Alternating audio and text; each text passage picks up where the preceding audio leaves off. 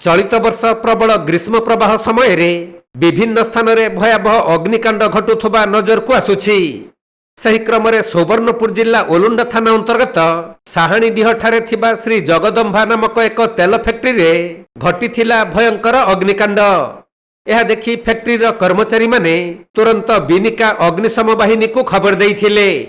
खबर पाई अग्निशम बाहिनी कर्मचारी माने पहुंची थिले भी निआर अधिक भयावहता थिबा कारणरू आयत्त करिबा पई नाकेदम होइथिले। दीर्घ समय अक्लांत परिश्रम परे निया को आयत्त कर जाइथिले भी केउ कारणरू तेल फैक्ट्री रे निया लागिला ताहा स्पष्ट होई नाही। सेपटे एही अग्निकांड फल रे अनेक क्षयक्षति होइथिबा जणा पड़िछि।